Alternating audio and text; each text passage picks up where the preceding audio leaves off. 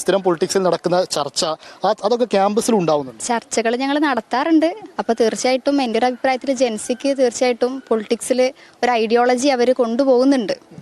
പക്ഷെ അത് എത്രത്തോളം പ്രാക്ടിക്കലാണ് എന്നുള്ള വശം കൂടെ ചിന്തിച്ചിട്ടാണ് ജെൻസി മുന്നോട്ട് വരുന്നത്. ഹിജാബുമായി ബന്ധപ്പെട്ടൊരു വിവാദം ഉണ്ടാവുന്നത് ഇതൊക്കെ ശരിയാണോ? ശരിയാണോ എന്ന് ചോദിച്ചാൽ ഒരു പ്രൈവറ്റ് സ്കൂളിന് അവരുടെ റൂൾസ് ആൻഡ് റെഗുലേഷൻസ് ഫിക്സ് ചെയ്യാനുള്ള റൈറ്റ് ഉണ്ട്. അപ്പോൾ നമ്മൾ നോക്കി ചെയ്യാം. അല്ലെങ്കിൽ ഗവൺമെൻറ് സ്കൂളാണെങ്കിൽ ഓക്കെ. പക്ഷെങ്കിൽ വിദ്യാർത്ഥികളെ മതം പറഞ്ഞ് വേർതിരിക്കുന്ന ഒരു പരിപാടി അത്ര നല്ലതായിട്ട് തോന്നുന്നില്ല. പണ്ടത്തെ കാലം വെച്ച് നോക്കുമ്പം ആദ്യമൊക്കെ സ്ത്രീകൾക്ക് ഒട്ടും എന്താ പറയുക, ഒരു വഴി നടക്കാനോ രാത്രി പുറത്തിറങ്ങാനുള്ള സ്വാതന്ത്ര്യം അങ്ങനെ ഒരു കാര്യമില്ലായിരുന്നു. പക്ഷേ ഇതൊരു സ്ലോ പ്രോസസ്സാണെന്നാണ് എന്നെ സംബന്ധിച്ച് എനിക്ക് തോന്നുന്നത്. പതിയെ പതിയെ സൊസൈറ്റി മാറി വരുന്നുണ്ട്. എന്താ തോന്നുന്നത്? വുമൺ എംപവർ എന്നൊക്കെ പറയുന്നതാണ്. പക്ഷെ പെണ്ണുങ്ങൾ തന്നെയാണ് പെണ്ണുങ്ങൾക്കുള്ള ശത്രു. അതാണ് ഫസ്റ്റത്തത്.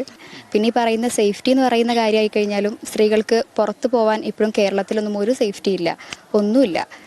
എത്ര റേപ്പ് കേസുകൾ ഇപ്പോഴും നടക്കുന്നുണ്ട്, ഡൊമസ്റ്റിക് വയലൻസ് ഉണ്ട്. അപ്പം ഈ വുമൺ എംപവർ എന്ന് പറയുന്ന കണ്ടന്റ് ആയിക്കോട്ടെ, സേഫ്റ്റി എന്ന് പറയുന്നത് ആയിക്കോട്ടെ, അത് വുമൺസിന് മാത്രം ആവരുത് അതിൻ്റെ ഐഡിയോളജി ഉണ്ടാവേണ്ടത്. ഒരു സൊസൈറ്റി മൊത്തത്തിൽ എഡ്യൂക്കേറ്റഡ് ആയിട്ടുള്ള ആൾക്കാരായി മാറുമ്പോഴേ ഇതൊക്കെ മുന്നോട്ട് വരുള്ളൂ.